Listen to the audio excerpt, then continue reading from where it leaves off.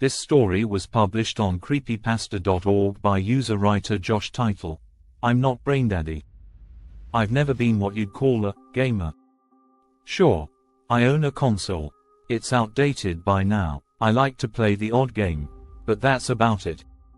I'm almost 40, old enough now that when I was at the height of my gaming years, all that really entailed was getting together with friends to play Mario or Castlevania, or Excite Bike, or Punch Out. Maybe Sonic if a friend had a Genesis, which no one does anymore. Keeping up with the latest trends in gaming was never interesting to me. I have a lot of interests: reading, watching movies and television, listening to music. But gaming, it was never a hobby, more like a pastime. Like most pastimes, I don't really understand when someone makes a lifestyle out of it. Today the gaming scene isn't aimed at the casual gamer. You get accused of being a N00B if you aren't up to date on everything. It's almost a religion. So I leave it alone, and have been content to do so for several years now. For the most part, the gaming world has also left me in peace. There was one time, however, when the gaming world decided not to leave me in peace. In fact, the whole experience was enough to turn me off gaming for life. It happened at a pretty low time in my life. I had just had my ex-wife file for divorce from me, and I had moved back in with my parents while looking for a new place to live. I had recently gotten a new job after the one I had been at fired me for all the time I missed due to divorce proceedings. My new job was as a systems analyst for a major company. I was one of many, a cog in the machinery, but I had been in a few jobs like this in the past and they all operated differently. Some of them you only had to care about while you were there, while others expected you to bring your work home with you, and I had not yet figured out which kind of job this was. So when the call came, and I didn't immediately recognize the voice or the number, my first inclination was that it was probably someone at work. My mother answered it, and I heard from across the room a male voice ask if Brandon was there. Mom handed me the phone. "Hello," I answered. "Hello, is this Brandon Coates?" "Yes, who is this?" I need to confirm some codes." At this point, I still thought this was a work call. I didn't recognize the voice at all, but I didn't know everyone at the office yet. Maybe this guy needed me to confirm my employee ID or something.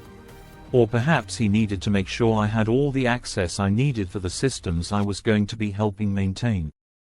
"What sort of codes?" I asked. "Look, the fucking codes you provided aren't working," said the voice. At this point I began to realize this wasn't a work call. I was momentarily stunned, unsure how to respond to this jackass who was already getting hostile with me. His next words removed any doubt that he'd gotten the wrong Brandon Coates. "For NBA Live. On Xbox 360. I'm only barely aware of the game system called Xbox. I've never played a game on it nor did I ever plan to. Also, my job had nothing whatsoever to do with game systems." "I'm sorry," I said. "I'm pretty sure you have the wrong number." "Don't fucking lie to me." The dude was really angry now. More angry than he should be over something as simple as dialing the wrong person in the phone book. "You're Brandon Coates. You said so. Now fix these goddamn codes or fuck you, fucking Braindaddy punk." "Okay," I said. "I'm hanging up now. Don't call me again." He was still yelling as I hung up. I didn't give the matter a second thought. Likely the guy was just pissed and said some things in the heat of anger that he would regret when he calmed down later. But a couple of days later, I got another call. This time my father answered it, and after a moment, handed the phone to me with a concerned expression on his face. I took it and said hello again. The voice on the phone was not the same man who called before. "Brandon Coates? Speaking. Listen, fuck you, Braindaddy. You're a fraud and a joke. If I see you again, you're fucking dead." I couldn't help it. I got pissed. "Listen, fuck nugget, you've got the wrong guy. I told your buddy a few days ago that I'm not the Brandon Coates you're looking for and this call is harassment." "Yeah, you like it. Wanna suck my dick?" I hung up. I almost couldn't muster the restraint to keep from hurling the phone across the room. "Who are these people, Brandon?" my father asked. The look on his face made me realize that he was concerned, not for his son who was being harassed for the crime of sharing a name with another guy, but concerned about his son who might be involved in something dangerous. I hadn't said anything to them about the last call other than "wrong number," but a second call, from an obviously different person, cursing me out and threatening me. Dad was sitting close enough to me that I know he heard the other person's threat. His suspicions were raised. My parents and I get along okay, but to say they haven't always been on board with things I pursue is an understatement. For one, they were against my marrying my ex-wife to begin with, and several times in my life I'd had money problems. I could tell by the way my father asked, "Who are these people?" that he fully expected me to answer, as if I knew. He likely thought they were money lenders or worse, wondered if I'd started selling drugs or something. The truth, in this case, would truly set me free, at least as far as he was concerned. "They think I'm this other guy who has the same name," I said. "They keep calling me Braindaddy. They think I'm involved with the Xbox 360 or something. I have no idea what they want, but they won't believe they have the wrong guy." "Well, these calls need to stop, son," said Dad, the tone in his voice exactly the same as the one he used to use when I was in school. "These bad grades need to stop, son." Just the same tone, like the calls were my fault. I honestly didn't know what to do. Contrary to whatever my father's suspicions are, I have never been involved in any criminal activity, and I didn't know how to deal with harassing phone calls. Also, a naive part of me thought the calls would stop on their own. That sounded like the easiest way to deal with it. And for about a week, it was. And then, one Saturday when I had nothing else to do and both parents were gone, the phone rang. I took one look at the caller ID and let it ring. The number and caller's name were blocked. It would most probably be someone calling for Mom or Dad. I had made it a point to not answer their phone if they weren't there. After all, I had a cell phone and most people who needed to contact me would use that. My parents are very old-fashioned people. They don't have voicemail. In this case, it was probably a good thing they didn't, or it would have been them that heard the message. They still had an answering machine, as if it was still 1988, and, like all answering machines, it didn't give a shit about privacy. Blasting through the house loud enough that two senior citizens could hear it no matter which room they were in, came the following message. "Braindaddy," drawled a gravelly voice. The person on the other end sounded either like they had just woken up, or was drunk, or had a bad cold. "I saw you at Game Con, Sue Beautiful. It was like lightning through my penis. Man, you're gonna take my dick up your ass so soon." There was more, but it was just muffled curse words. I let it finish, and then I immediately erased the message. I decided it was time to get serious. Clearly they weren't going to stop. I could hardly believe what was going on. These people, all of them sounding like young men in their early 20s tops, had taken what I was starting to realize was an online vendetta way over the line. Their actions were bordering on illegal, and I knew I had to do something before they decided to, who knows, show up at my parents' doorway armed. I fired up my laptop and Googled Brandon Coates, Braindaddy. Search results were plentiful. The first 3 hits were nothing close to what I was looking for, but the third had the headline, "Braindaddy Brandon Coates gives his opinion on Call of Duty, Black Ops." There was more, but that was all I needed. Clearly this was the guy that the assholes calling me had thought they had reached. I opened the link and read a little way. It turns out there was a guy in my city, a really young guy by comparison, who did indeed have my name, and who was apparently quite the gaming guru. I'd never heard of him, because I wasn't a gamer, but if I were, there's no way I wouldn't have known who Braindaddy was. He had a following on YouTube, Facebook, Twitter and several gaming websites, wherein he would offer advice, reviews, offer cheat codes, etc. Apparently he was one of the most sought-after game reviewers in my area. He had made friends with some of the most influential names in the gaming scene. And from what I was starting to pick up on, he had also made several enemies. Finding his email was no challenge.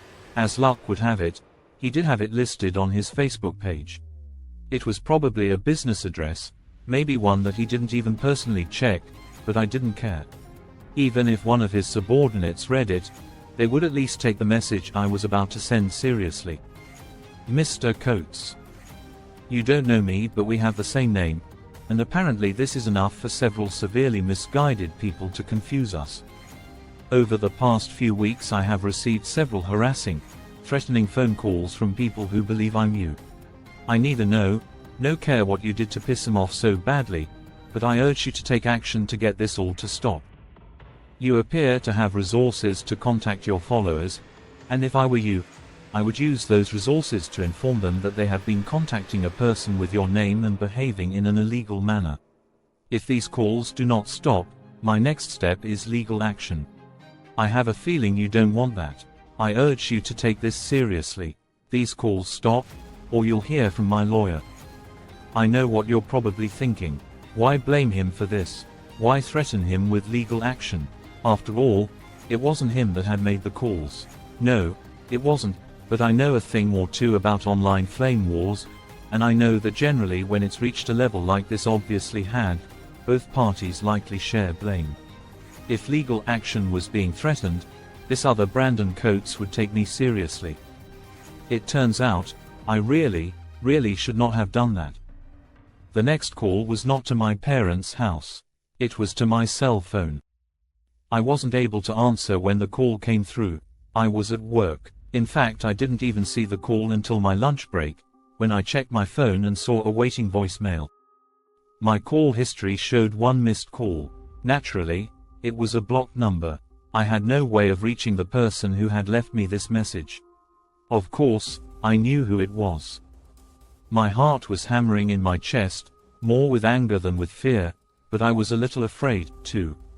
Whoever these assholes were, they had gotten a hold of my unlisted cell phone number, which I had only recently acquired, after changing cities to move in with my parents, and which I had in no way, shape or form put online, even in an email. I went to my car and retrieved the message. I sat there, feeling hotter than I should considering it was snowing outside, and listened. The voice that spoke was deep, raspy, haggard, and barely qualified as human. Hello, Mr. Brandon Coates, aka Braindaddy. Obviously you don't know what's good for you. You think you can fuck with us, but you're wrong. We know where you live. We've watched you sleep. We're watching you right now, as you sit in your car. You will never see us, but we always see you. You belong to us now, fuckball. Your worst nightmare has only just begun. Cold sweat broke out all over me. I was shaking. Never in my life have I felt such fear. My head began to whip around, looking at everyone who was passing by where my vehicle sat, just on the side of the road, less than a block from my office. That guy in a grey suite, was he looking at me? No, he was looking behind my car at a female jogger. What about the seemingly benign homeless man just a few feet away? Or what about that guy about to cross the street? My gaze went past the man waiting to cross. Behind him was a silent, still figure, staring straight at my car. No one else seemed to notice him, but I couldn't help it. He was short, almost dwarfish, and his proportions were strange. One arm was longer than the other and his head and neck sat at a strange place on his body, almost to his shoulder. He was wearing a Halloween werewolf mask. In shock, I straightened in my seat and blinked my eyes a few times. When I looked again, he was gone. My phone rang just then. It sounded to my stressed ears like an air raid siren. We've let you see us, Braindaddy. I hope you understand we mean business now. I swallowed. Clearly this person would not be threatened by legal action. What do you want? I croaked. We want you, said the voice, to die. There was silence on the other end for a while. I thought the person had hung up. And then. But first we will kill your parents. First your mom, and then your dad, so he can watch her die. Then we're gonna kill your cheating whore of a wife. Then we're gonna kill your brother. When everyone you care about is gone, we're gonna kill you. Why? I heard myself ask, as if from far away. Why are you doing this? Because you don't know who to fuck with and who not to fuck with, Braindaddy. You don't know the kind of deep well of shit you've disturbed. Apparently nobody told you the kinds of things we can do. Or maybe you don't believe we can do them. I hope you believe now, Braindaddy. I swallowed again. I was totally dry, so it felt like my throat was rubbing against sandpaper. I thought, this was just about cheat codes or something. It always starts small, said the voice. It kept getting deeper and more evil sounding. If Satan ever spoke to me, I imagine this is what his voice would sound like. High-minded shits like you think you can scam and never get caught. We're here to show you just how wrong you are. You have no idea how badly you fucked up. The line went dead. I spent the rest of that week in a cloud of fear and misery. I could hardly eat, I could barely breathe. I didn't dare call the police or try to warn my loved ones of what was happening to me. I knew they were watching. I knew that one false move from me would only hasten the punishment they felt I was due. I spent most of my time at home staring at my laptop screen, wondering what I could possibly do to end this hell I had found myself in through no fault of my own.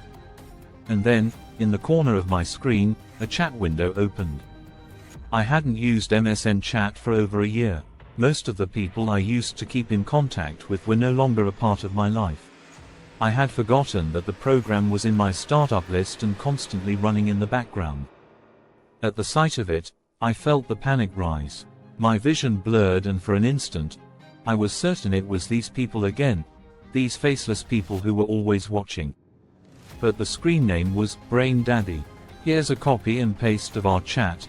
It was still logged in under my now ancient screen name, DrinkPBR. Braindaddy, I'm so sorry. Dude, DrinkPBR. What the fuck? Man? Braindaddy. I can't stop what's happening in Braindaddy, real sorry. DrinkPBR. What's happening? I can't breathe, I'm afraid to go outside. Braindaddy. It's complicated, man. I can't really explain. I never meant it to hurt people. DrinkPBR. Dude, I warned you that if you didn't make this stop I'd get the police involved. DrinkPBR. Who are these people? Braindaddy. Nothing the police can do. DrinkPBR. What the hell is that supposed to mean? Braindaddy. Listen, I don't have much time to explain. They were after M, but I pankiced and told them I wasn't me. I saw your name come up on Facebook and I said it was me. DrinkPBR. Okay, first, your ass is so sued. Second, your smug fucking face is plastered all over these gaming sites. How did you manage to tell them I'm you? Braindaddy. They don't see like we do. Not really. Can't expound much better. They're not like us. They love to play games but they hated it when you often them. Told them once to go fuck themselves. Now they want me dead. DrinkPBR. No. They want me dead, asshole. And they're watching me right now, so don't tell me they don't see. Braindaddy. They hear you and they smell you but they don't see.